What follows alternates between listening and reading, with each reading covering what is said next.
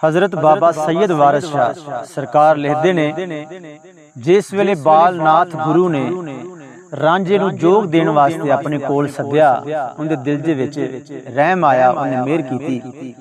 ते जेड़े दूसरे बाल नाथ गुरु दे चेले सन, उन्होंने बोलियां मारियां, उन्होंने ये गल ना चंगी लगी।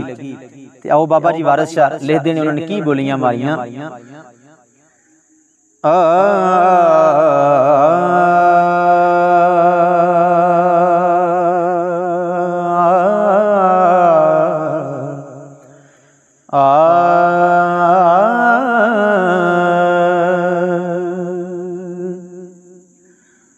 जोगी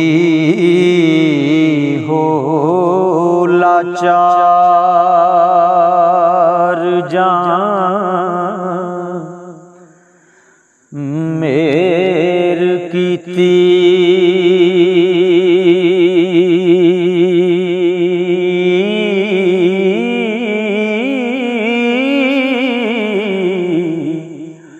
तदों चेलियां बोलियां मारियां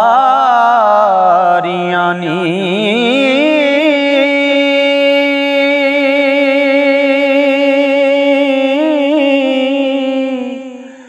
जीबां सान चढ़ा के गिरद होए हो,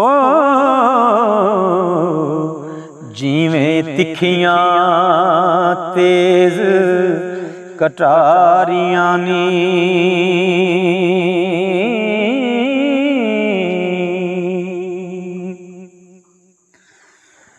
दिने बनन अदूत गुर द्यो जोगी,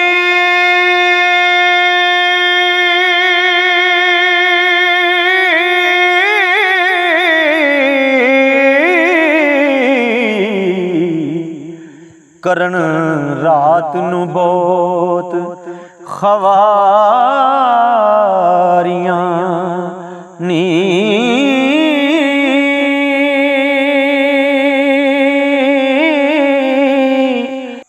विच नरग दे होमना वास्योना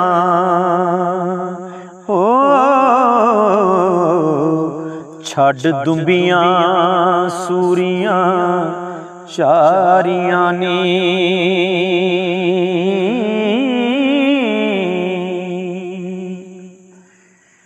वेख सोना रंग जटेटड़े दा,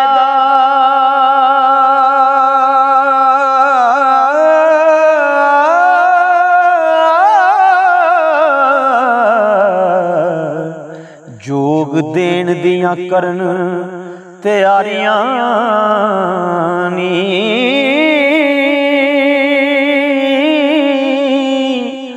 जोग देन नामूल न मानिया नूं, जिन्ना कीतियां मेहनतां पारियां नी। उन्हें गल आखी भी सानू 12-12 साल हो गए ने तेरी सेवा करदियां टहल करदियां, असां बड़ियां मेहनतां कीतियां ने ते साडे ते तैनूं तरस नहीं आया। सरकार बाबा जी लिखदे ने, उन्हां की गल आखी, ठरक मुंडियां दे लगे जोगियां नूं,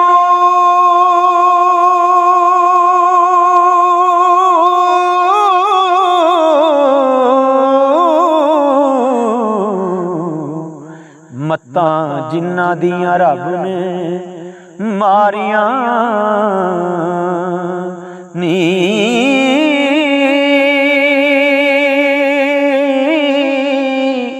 वारिस शाह खुशामदां सोहणियां दियां हो,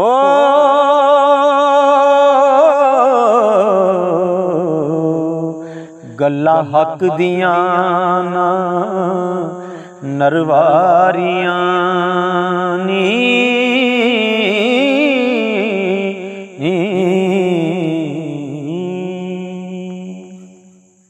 जी सज्जनों प्यारिओ, अगर ये कलाम तुहानू चंगा लग्या है, सुन के ते स्वाद आया तो साडे इस चैनल नू जिहड़ा सबसक्राइब करो, वीडियो नू लाइक ते शेयर करो। इस तरह दे पूरे जिहड़े ने मकालमे बालनाथ और जोगी दे और हीर वारिस शाह दे मुकम्मल कलाम जिहड़ा है इंशाअल्लाह जिहड़ा वो असीं पढ़ के इस चैनल ते देंगे। ते मिलने अगली वीडियो दे विच। बहुत शुक्रिया। अस्सलाम वालेकुम।